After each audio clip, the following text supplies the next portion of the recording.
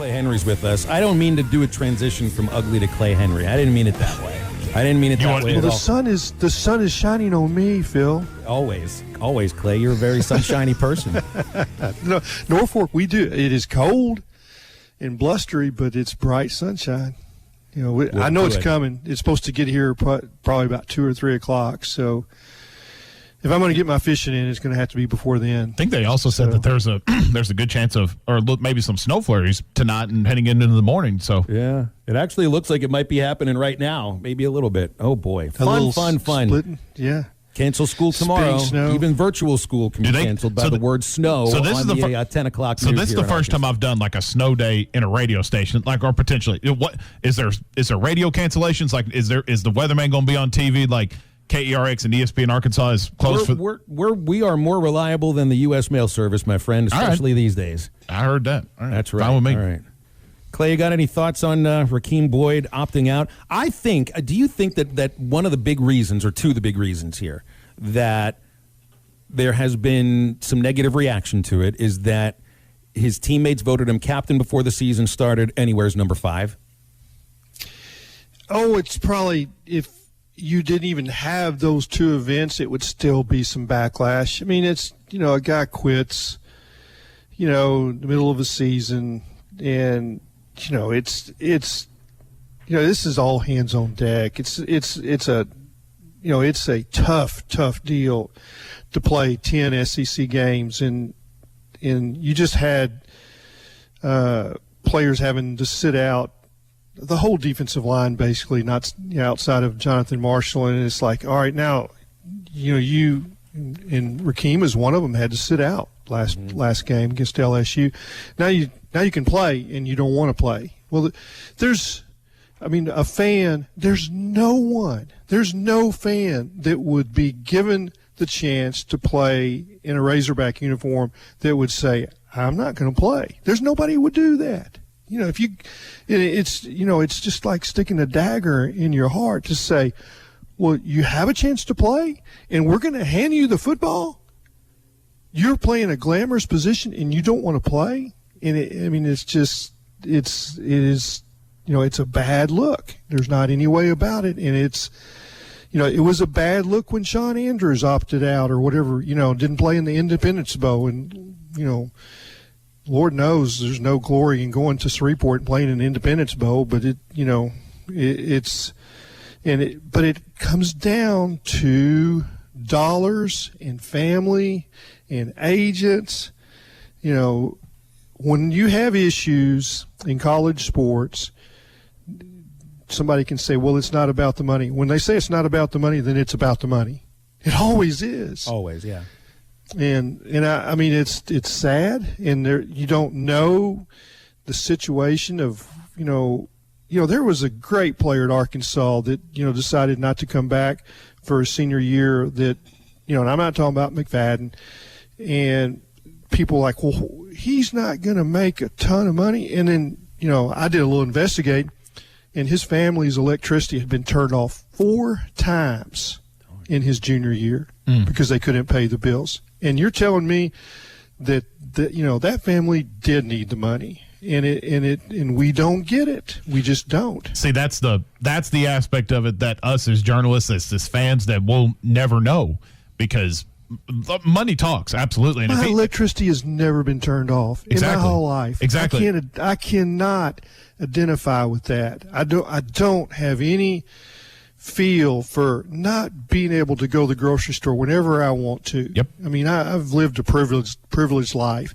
and for some of these athletes, it's not the same.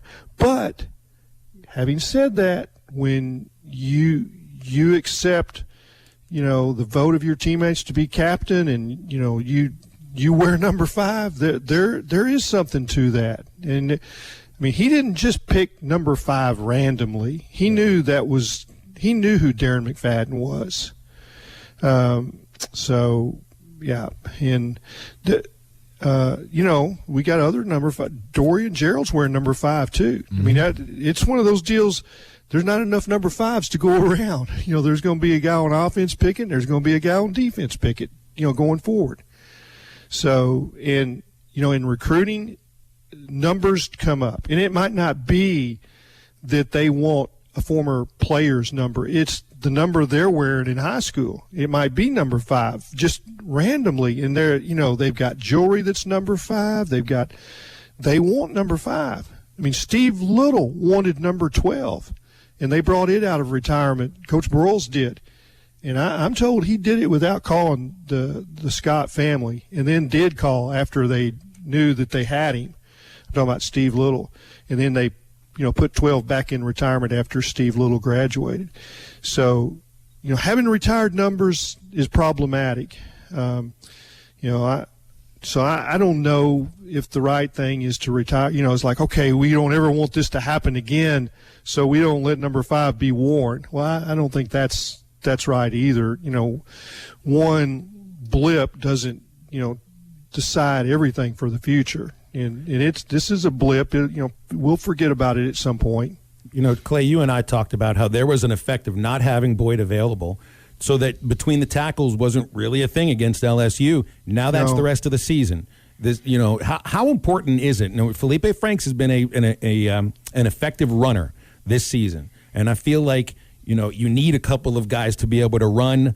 It can't just be Traylon Smith. He's not a bell cow. How important is it for Franks to run now too? Yeah, well, it's the same as it's been. I mean, if you want to break down number of carries per game and all that, Franks is got a chance to have the most carries on the team. I mean, I think it's like 80 right now or something like that.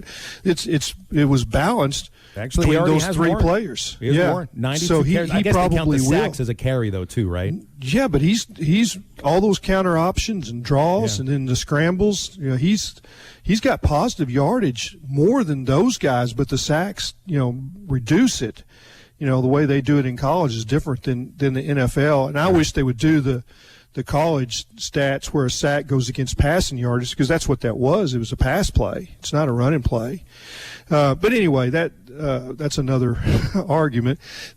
But now, don't think that Traylon Smith's not going to make yardage between the tackles, because the 83-yard run against Florida was between center and left guard, and he cut it back to the right. And I mean, and they have run Smith and Boyd off that left side an awful lot between Cunningham and Clary or Latham.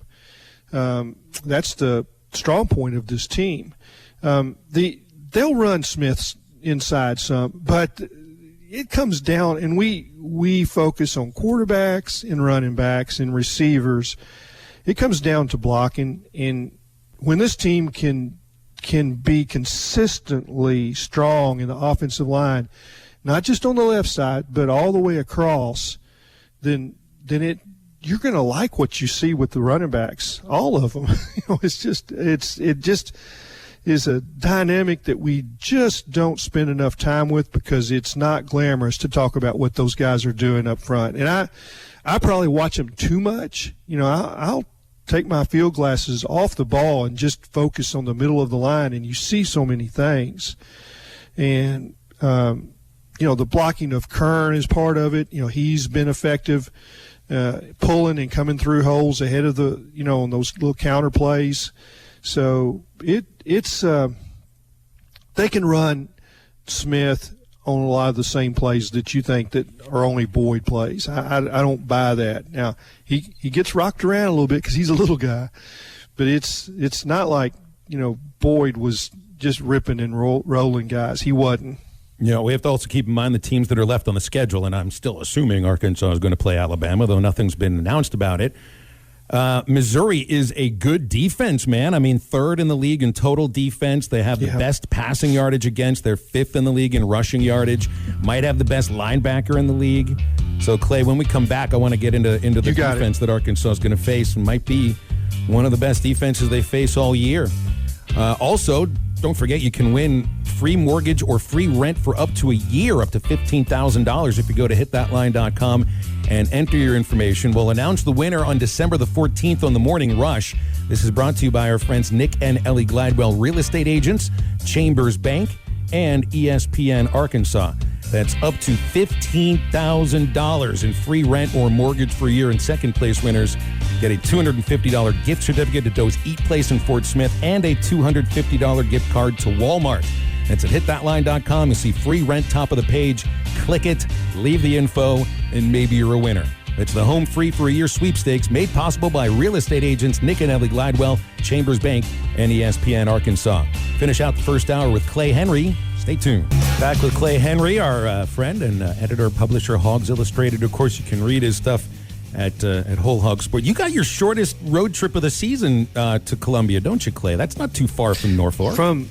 Yeah, I mean, it's really not any different than Fayetteville, because a lot of it's two-lane. You drive straight north to Lebanon, and I'm trying to debate.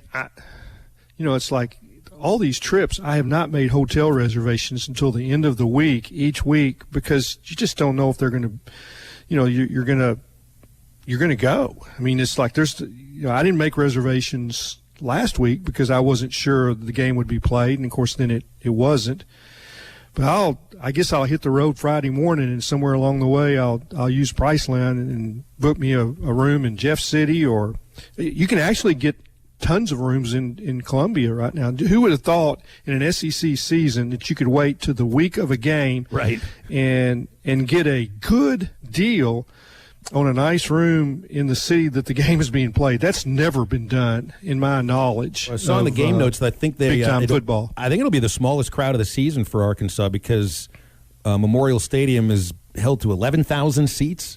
So I think that's the fewest. I think of Vanderbilt, but I think they're doing some construction there as well. Well, they have been doing construction, but I just think they don't have the capacity necessarily of a lot of the other stadiums in this league. All right, we got Robert in Fort Smith on hold. We'll take his call, then we'll continue with Clay. Robert, hey, what's up, man? Got anything for Clay? Hey, guys, real quick. ESPN put their bowl games, put their season out for the bowl game. And we know parents are going to get first shot at them. And I'm not just using Arkansas. I want to use in general. Do you guys think StubHub and the other Ticketmaster will make it reasonable? I know they got to make their money, but to where Joe Blows like me could get a ticket at a decent price? And I just see what y'all thought about that. Man, I don't really even know how to answer that, Robert. I mean, I assume that the tickets would be the same price, but still as distant as you can possibly be.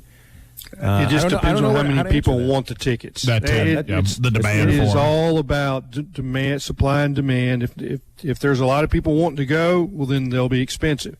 If there's not, then it'll be cheap. That's just the way it is. I mean, I'm surprised sometimes how cheap they are. Now, remember this: there may not be any people in the stands. The only reason some of these bowls exist is for ESPN. They own the rights. They need content, and they, over the holidays, they want to show football games. It's the number one thing that they can get viewership. And there's some thought about, there's the Sun Bowl, and some of the others have already canceled and everything. Gosh, I mean, like Las the Sun Bowl Vegas is the only one that CBS even shows anymore. So CBS does not have a bowl game now. Yeah, that's right.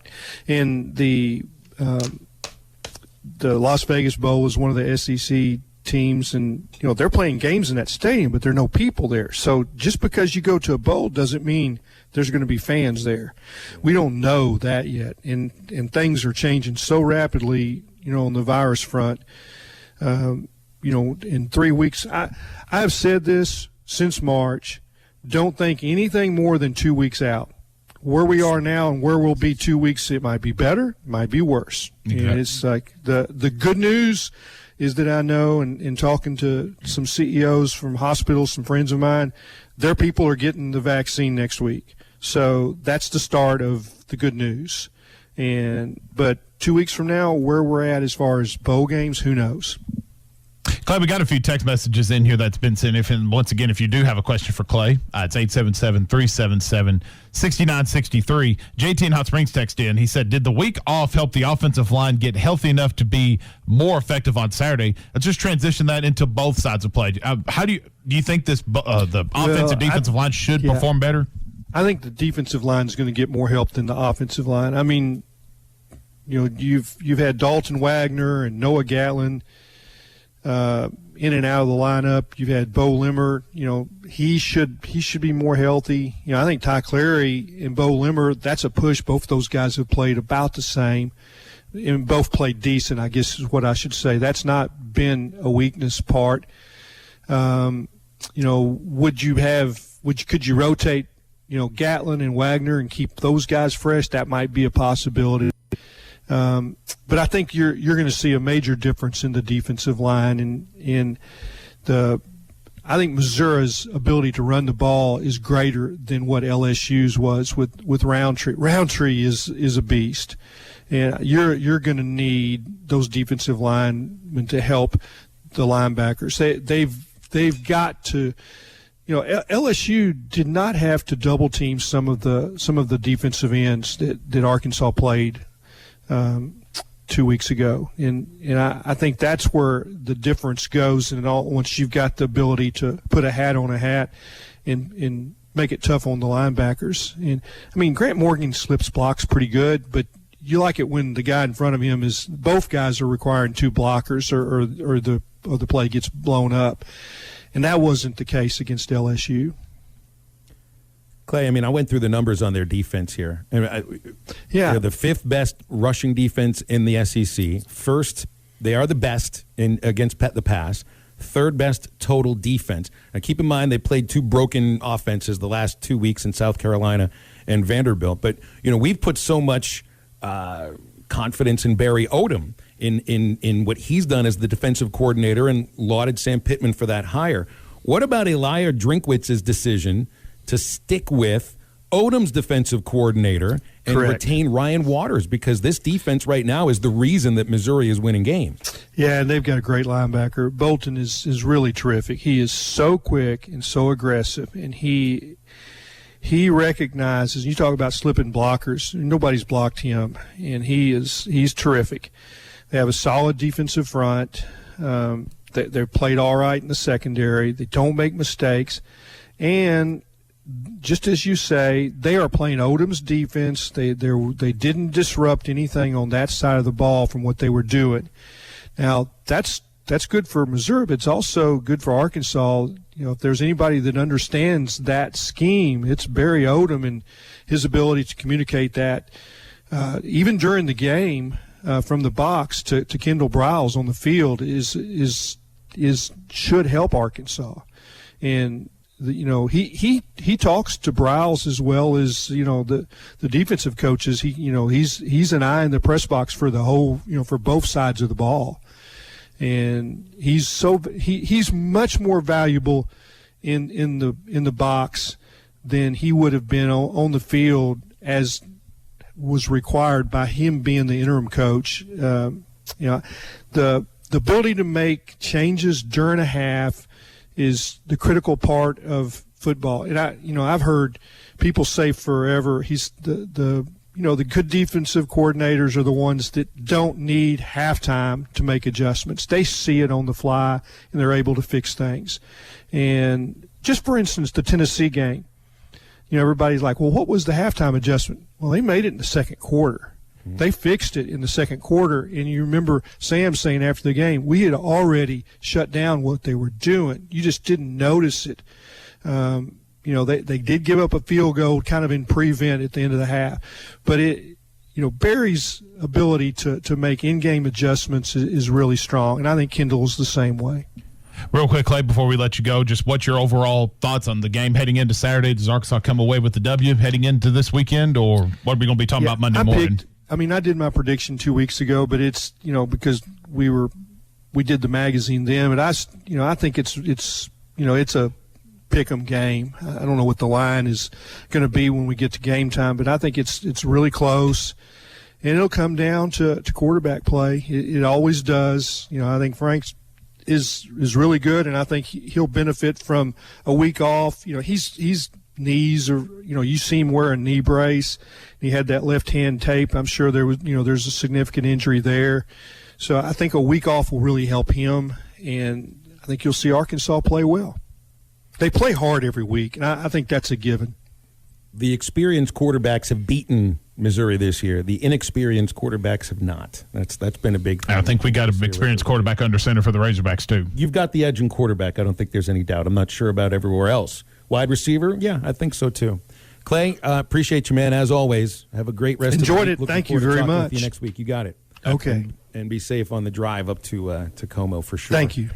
Hey, you know what we got later on today, boys? What's that? We've got, I've decided I'm not watching Phil Donahue. I'm not watching Oprah. Okay. I'm not watching Sally Jesse Raphael. No Wheel of Fortune, no Jeopardy. I'm watching Steelers and Ravens today. Oh, I thought you were going to say the Rockefeller Christmas tree lighting. Screw Giving that a pass, too. They kicked the Steelers Ravens to an afternoon Wednesday game, for crying out loud. But a great place to watch the game would be B-Dubs. B-Dubs, they're going to have all that on for you over there. B-Dubs. I don't know if they'll have the Rockefeller Christmas lighting, but they will definitely have the Steelers Great Ravens place game. to watch a Christmas tree lighting too. And I'll bet if you pull up to the bar and ask them nicely, they'll put it on for you. slip them a $5 bill underneath there. Hey, my man, can we get that Christmas tree lighting? Sure, just put the tree lighting ceremony They on. might even be the Mactions back tonight, isn't it? Or is that Thursday I guess, night? Yeah. Well, no, it's Tuesday and Wednesday. Tuesday and Wednesday. Well, excuse me. Anyway, doesn't matter. If it's sports, B-Dubs is going to have it on for you guys, and they've got some great new wing sauces. The pizza sauce, lemon pepper, orange sauce, Carolina Reaper, you name it, B-Dubs has got it as a wing sauce. My personal favorite, the smoked brisket burger's a great choice. The honey barbecue wings, Matty T's a mango habanero guy. Phil is the Carolina Reaper guy, obviously for popular reasons. Forced on me. You can head to Buffalo Wild Wings tonight or anytime this week. You can dine in or carry out. Locations in Little Rock, Fort Smith, Sherwood, Jonesboro, and in Conway.